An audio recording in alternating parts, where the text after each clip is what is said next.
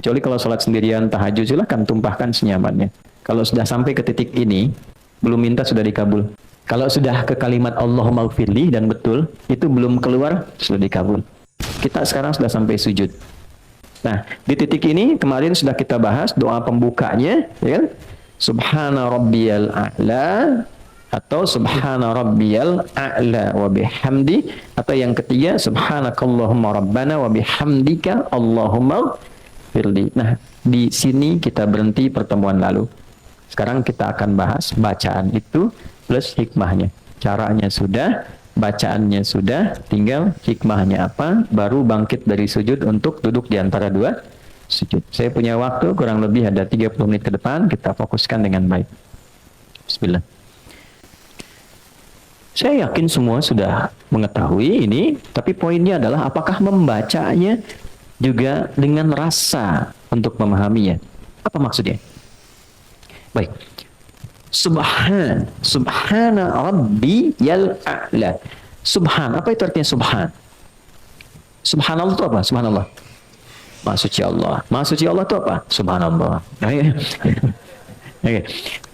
Subhan tidak disebutkan dalam Al-Quran atau bahkan bahasa Arab standar kecuali menunjuk pada satu keadaan, sifat atau sikap yang tidak sesuai dengan keagungan Allah.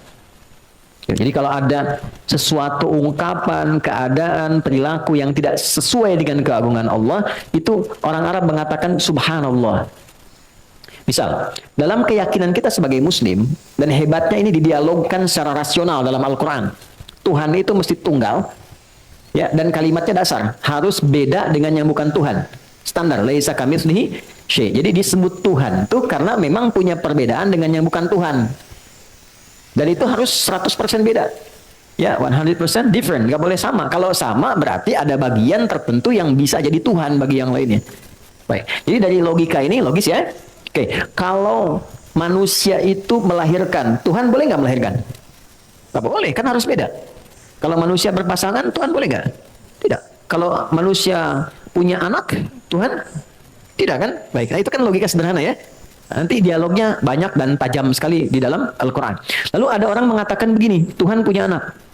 Nah, dalam keyakinan kita, orang Islam, dan didukung dengan nilai logikanya, kan mesti beda Tuhan dengan yang bukan Tuhan. Maka ketika ada orang mengatakan, Tuhan punya anak, wa qalu ittakhadallahu walada. Ada orang berkata, Tuhan itu punya anak. Maka disoal oleh Quran. Sebelum disoal itu, kalimat pertamanya, subhana. Itu ada di Quran surah kedua, Al-Baqarah ayat 116. Paling kiri di pertengahan di mushaf. Wa qalu ittakhadallahu walada. Mereka berkata, Tuhan itu punya anak. Ya? Nah, nanti hal pertama sebelum diungkap dan didialogkan secara rasional, itu kalimat pertamanya, subhana. Oh, nggak tepat. Nggak mungkin Tuhan punya sifat yang sama dengan makhluk. Kalau punya sifat yang sama, nanti setiap makhluk dipertuhankan. Makanya dialognya nanti jadi panjang. Ya, kenapa kok yang ini dipertuhankan, yang lain tidak? Oh, karena yang ini lahirnya tanpa ayah. Oh, Adam lebih hebat tanpa ayah, tanpa ibu. Kenapa nggak jadi Tuhan? Kalau yang ini menghidupkan yang mati, Ibrahim lebih hebat. Menghidupkannya dicincang dulu, terus dipisah di beberapa bukit. Dipanggil dengan kalimat yang sama, dengan nama Allah, nyatu lagi. Kenapa Ibrahim yang lebih hebat nggak jadi Tuhan? Terus dicari sampai akalnya berpikir. Tapi setelah itu pun nggak dipaksa. Lakum dinukum. Itulah indahnya Islam. La ikraha. Di Islam itu nggak perlu dipaksa, dijelaskan secara sempurna dan bertanggung jawab dengan penjelasan itu. Makanya kelembutan itu panjang di Islam itu. Ya. Dan pengetahuan itu jadi bagian paling dasar. Jadi kalau ada orang masuk Islam jadi kasar, itu pasti ada yang salah dengan keislamannya. Ya, suami itu sepanjang muslim pasti akan lahir sifat-sifat kebaikan dalam dirinya. Nah, demikian istri juga sepanjang seorang muslimah itu pasti akan lahir kelembutan dalam dirinya. Karena ajaran di Quran itu tidak ada nilai-nilai yang mengantarkan pada penyimpangan dari fitrah manusia. Balik ke sini. Nah, sekarang gini, setelah itu ada Rabbi. Dari sifat rububiyah. Rabb itu artinya sifat perawatan, pemenuhan kebutuhan, ya kan? Jawaban dari doa yang merawat, menyembuhkan. Oke, Quran surah ke-7 di ayat 172, Al-A'raf ayat 172. Perjanjian pertama kita dengan Allah sebelum terlahir itu menggunakan Rabb. Lihat kalimatnya. Wa idh akhadha rabbuka min bani adama min zuhurihim dzurriyyatahum wa ashhadahum ala anfusihim alastu bi rabbikum. Bukan alastu bi Allahikum bi rahmanikum, tapi Rabb. Terjemah enaknya begini. Apakah engkau bersedia komitmen menjadikan aku sebagai satu-satunya Tuhan yang dengan itu aku akan merawatmu, menyembuhkan engkau kalau sakit, memaafkan kalau salah, memenuhi seluruh kebutuhan hidupmu, mengampuni kalau berdosa, dan menerima ketika engkau kembali. Kalau ada tawaran begitu, kita menerima dengan syarat atau tanpa syarat? Pasti tanpa syarat. Mau ikut saya, kebutuhannya ditanggung, kalau sakit saya bawa ke dokter, kalau fasilitas saya penuhi semua, pengen apa saya berikan. Kalau salah saya maafkan, saya nggak marah. Kira-kira kalau ditawari begitu mau ikut atau tidak? Ya, maunya itu ada pikir lagi atau enggak? Tidak. Kalau berpikir lagi, pertimbangan kalimatnya umum. Naam. Tapi kalau kita terima tanpa syarat, bala. Ya, bala. Makanya jawabannya bala. Cuma sekali ya, kalau 2 kali jadi makanan. Bala-bala. Bala syahidna. Ya, aku siap terima, aku bersyahadat. Makanya syahadat itu dilekatkan dengan sifat rububiyah ini, yang merawat, memberikan perhatian, yang menyembuhkan, memaafkan dan sebagainya. Jadi ditariknya ke saya, Rabbi. Nah, disinilah kedalaman sujud. Saat sujud kita mengakui, ya Allah, Engkau yang merawat aku, memberikan segala kebutuhanku, memaafkan aku kalau salah, membimbing aku ke jalan yang benar, ngasih oksigen tanpa memberikan batasan. Semua Engkau berikan kepadaku. Tapi dalam keadaan demikian, aku masih melanggar ketentuanmu. Lisanku masih tajam. Tanganku bahkan sekarang mewakili lisanku, menyakiti orang dengan tulisan. Mencela dengan lisan, merendahkan orang lain. Kadang dipanggil sholat, aku nomor sekian kan. Padahal aku tahu yang memberikan rezeki Engkau, yang memberikan kemudahan Engkau. Ya Allah, ya Tuhanku, aku tahu ini salah. Kan? Untuk itulah kita pasrahkan, dari berdiri kita rendahkan sepenuhnya, yang bagian terhormat pada diri manusia langsung dijatuhkan ke bawah. Itu titik tertinggi itu. Jadi ketika seseorang itu bisa merendahkan bagian terhormatnya ke titik yang terendah, itu artinya pengakuan terdalam untuk pasrah dan berubah. Kalau sudah bisa, tunduk betul. Makanya orang yang sering merendah, Allah pasti angkat. Nanti saya berikan hikmahnya di akhir. Ya, tunduk rendah. Nah, ini sifat pengakuan. Jadi kalau sudah sujud, kita itu merendah dan mengaku banyak salah. Ini yang jarang terjadi. Yang terjadi mengejar sujudnya saja. Bahkan ada sujud dengan kebanggaan. Sujud. Ya? Padahal dasarnya, ini konteksnya bukan dalam sujud syukur ya. Konteksnya dalam sujud kita merendah, dalam ibadah. Jadi begitu turun, itu disertai dengan pengakuan, selama ini saya salah. Rabbi, sementara Engkau yang merawatku, ya Allah. Ya Tuhan yang merawatku, memberikan kebutuhan. Subhan, nggak tepat perilaku saya. Dipanggil menghadap lewat adzan, masih sibuk dengan dunia. Kan? Padahal tahu, dunia kan mau cari harta. Harta itu rizki. Terus kita simpulkan yang punya rizki Allah. Terus dipanggil sama Allah, nggak datang. Kan aneh. Ya kan? Anak kerja cari apa? Rizki. Yang punya rizki siapa? Allah. Sekarang Allah panggil pengen ngasih, andanya malah lari. Bukan Anda, maaf, orang lain gitu ya. Kan nggak masuk akal juga kan? Nah, maka dalam konteks itu Allah balik. Di ayat Jumatan itu lebih tajam lagi, di ayat ke-11 itu. Ya, itu kalimatnya dalam sekali. Dalam sekali. Ya. Ini ketika Nabi sedang berdakwah di awal masa Islam, itu jamaah hadir beberapa banyak. Di awal-awal iman masih belum kuat. Tiba-tiba ada rombongan pedagang plus diskon besar-besaran. Kita lewat tuh samping masjid, lewat diskon 70%, 80%, tuh kan? Ya kayak ibu lah begini gitu kan. Lagi pengajian begini, tiba-tiba ada lewat di depan informasi gitu kan. Wah, tas Dior diskon 80%. Saya tanya, masih bertahan di sini atau keluar satu-satu? Tuh kan? Nah, itu tinggal 12 jamaahnya, yang lain keluar. Tinggal 12 orang. Maka apa yang terjadi? Turunlah ayat yang ke-11 dari surah Al-Jumu'ah. Kan? Wa tarakuka qaima. Engkau meninggalkan nabimu itu berdiri sendirian, tersisa tinggal 12. Saya langsung ke ujung. Qul ma indallahi khairum minal lahwi wa minat tijarah. Muhammad viralkan kalimat ini pada mereka. Yang Allah telah siapkan bagi orang yang merespon panggilan Allah, disiapkan lebih banyak, lebih baik, lebih bagus dibandingkan proyek yang sedang mereka fokus dan sibuk di dalamnya saat ini. Jadi akan terjadi, rumus Qurannya begini, kalau nggak disebutkan tokohnya siapa, kejadiannya kapan, itu akan terjadi dengan substansi yang sama, tapi tokoh yang berbeda. Ada orang akan meninggalkan Jumat demi mengejar proyek.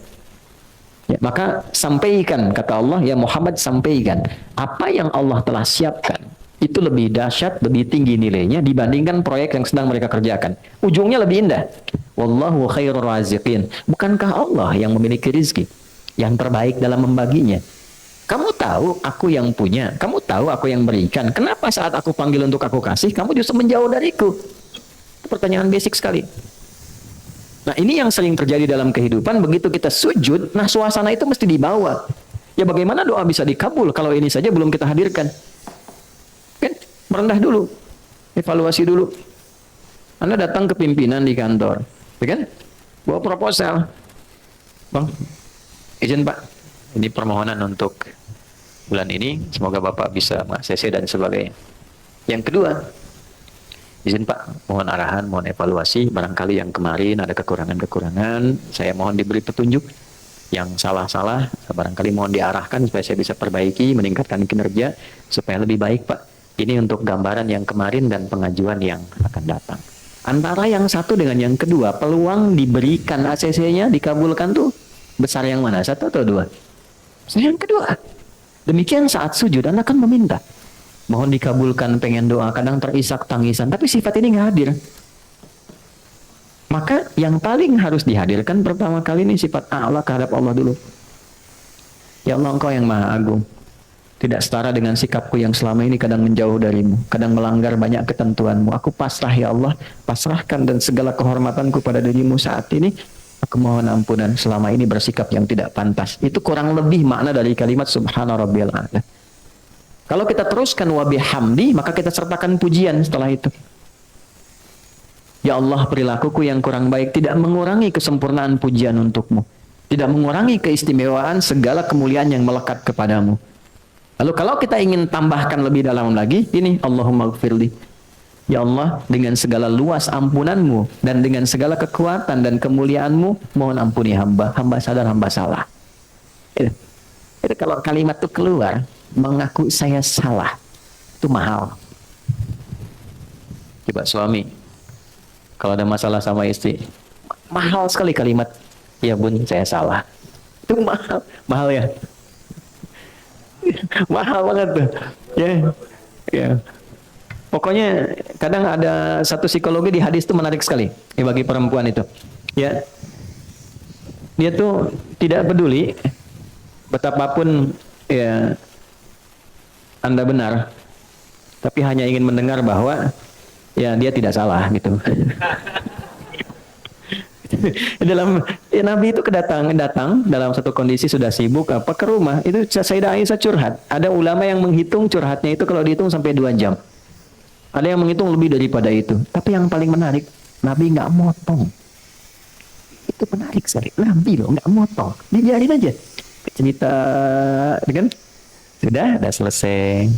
Alhamdulillah, sayang, semoga Allah berikan begini, selesai. Kan? Itu sesuatu yang dalam sekali. Ini kan saya lihat wajah-wajahnya yang mantan kajian kemarin ya. Ada Robi Hakem ya. Kemarin saya lihat beberapa tuh. Nah, ada beberapa. Gini, kenapa terlalu banyak drama di rumah tangga itu? Kan di Quran itu berumah tangga itu seperti permainan. Banyak bermain, banyak gembira aja. Jangan terlalu serius. Serius dalam beberapa hal saja. Yang lainnya banyak gembiranya. Nabi kan jalan bareng. Balap lari sama Sayyidah Aisyah, kadang digendong, kadang gulat, kadang nonton bareng-bareng. Ya nikmati selama masih berkehidupan dalam rumah tangga. Balik ke sini, kenapa jauh-jauh ke situ? Ini. Nah, jadi ini dulu yang dihadirkan nih, kepasrahan diri kita, sujud, permohonan ampunan, baru minta. Jadi kalau sudah frekuensinya nyambung, enak, merata, bagian tubuh tuh kerasa enak ngalir, sujud. Tapi kalau udah terisak tuh enak banget, kayak nggak pengen bangun lagi gitu. Ya makanya Nabi itu sering kali lama dalam sujud. Sebagian menyimpulkan sujud terakhir, padahal di setiap sujudnya lama. Kenapa paling akhir lebih lama daripada yang sebelumnya? Karena kerinduannya kepada Allah itu memuncak dan terpenuhi dalam keadaan sholat.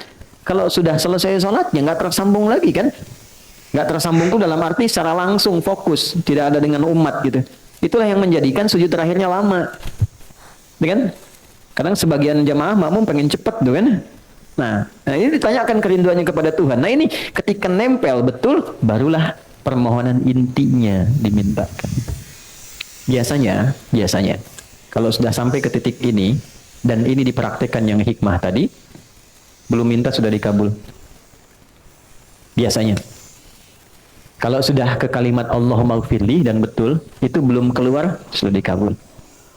Tapi kalau kita ucap ya dalam salat sunnah misalnya, dalam lisan yang terkenal, terpahami oleh diri kita saja. Oke? Kalau dalam salat fardu tidak dilafadzkan, cukup dalam hati dihadirkan. Ingat, ada masalah ya tumpahkan aja dalam tangisan, sujud, minta. Sampai ke titik ini, nanti lihat apa yang terjadi. Ini rumus di Quran surah 12. Ya. Surah 12 ayat ke-85 sampai 86 tuh. Ya, di surat Yusuf. Kalau mau lebih komplit nanti dengan kisah dan turunan sampai ininya sampai ayat 88-nya tuh.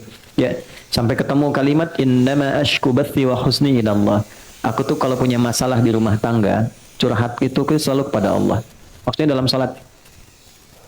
Ya, jadi kalau punya masalah apapun itu, seberat apapun, pertama terima dulu. Karena mengeluh itu tidak mengurangi masalahnya. Cuma nambah saja. Terima dulu dengan sabar. Karena Allah pilihkan masalah itu sesuai kadar kesanggupan kita semua. Nggak mungkin saya di hidayat diuji masalah Anda karena saya nggak sanggup.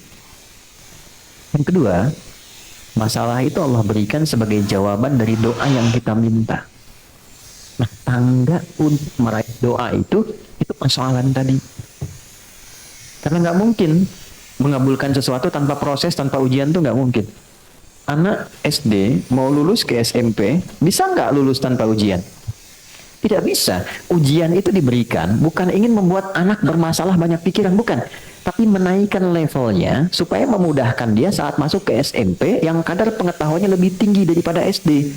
Jadi ketika dipaksakan naik ke atas sementara ilmunya belum nyampe, anaknya kasihan. Anda minta sesuatu, dari mana taunya Anda pantas dan bisa mengelola sesuatu itu saat mendapatkannya kalau belum diuji? Ya kan? Teman-teman minta sebuah proyek, dari mana taunya proyek itu baik? Dari mana taunya kalau menerima itu Anda menjadi lebih baik? Anda dapat proyek nih, ya Anda harapkan betul, tapi Anda belum siap menerimanya. Yang kalau Anda terima itu merubah kepribadian, keluarga jadi tertinggalkan, istri kurang perhatian, anak-anak terabaikan, belum siap. Maka dikasih dulu oleh Allah ujiannya nih, lewatin dulu 1, 2, 3, 4. Ketika kita mampu menguasai itu, baru datang jawaban. Nah, jadi jangan selalu dipahami bahwa masalah itu adalah sesuatu yang membuat rumit, capek, nggak tercapai tujuan. Bukan, itu jembatannya. Jadi berbahagialah ketika Anda dihadapkan pada masalah, karena itu mengantarkan Anda pada solusi. Dan jawaban dari Anda sendiri. Ya, jadi ketika Anda berdoa, pasti dikabulkan oleh Allah dengan membuat masalah dulu, supaya pantas. Nah, kalau pengen cepat, pantaskan dulu diri kita dalam berdoa, hingga ada akselerasi, stepnya dinaikin. Karena dia layak, dipandang layak menerima itu. Oh, sudah pantas nih ketika minta dikabulkan. Ada yang belum berucap sudah diberi. Ada yang demikian.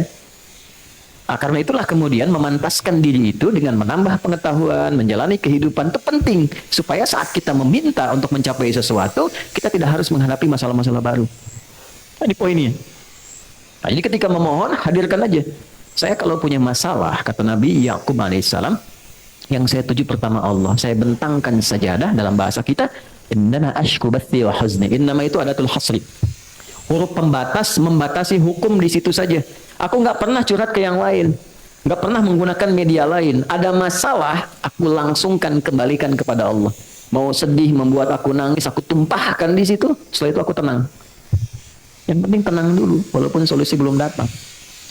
Jadi bentangkan sajadah, bukan bentangkan Instagram. Ya, nggak nyangka ya kamu seperti itu. Nah, itu artinya nyangka. Orang yang bilang nggak nyangka, dia sedang nyangka. Tuh ya. Emang kenapa Jeng? Nah, sebetulnya itu yang ditunggu tuh. Komennya kan? Gitu. Nah, daripada nungguin komen capek. Capek, pusing aja. Pusing. Akhirnya masalah yang nggak selesai. Ya, suami juga nggak nyaman. Akhirnya nggak betah di rumah. Ya kan? Jadi pusing aja, capek akhirnya. Ya, kukira hari Rabu ternyata hari Minggu. Kukira dia menunggu ternyata cari yang lalu pusing. Aduh. Pusing, pusing. Dah. Nah, itu ya, sujud. Nah, itu poinnya. Jadi, hadirkan dalam hati kita, apa saja, tumpahkan dalam sujud. Makanya kerasanya agak lama. Tapi proporsional ya. Jangan imam sudah mau sujud lagi, kita masih sujud yang pertama tuh. Ya, kalau berjamaah ikut imam. Ikut imam. Innama ju'ilal imamu liyutamma bihi fa qira'atul imami qira'atul ma'mum. Imam itu dijadikan untuk diikuti. Maka bacaan imam mewakili makmum. Kalau imam sudah naik, ikut naik. Oke? Kecuali kalau sholat sendirian tahajud, silahkan tumpahkan senyamannya.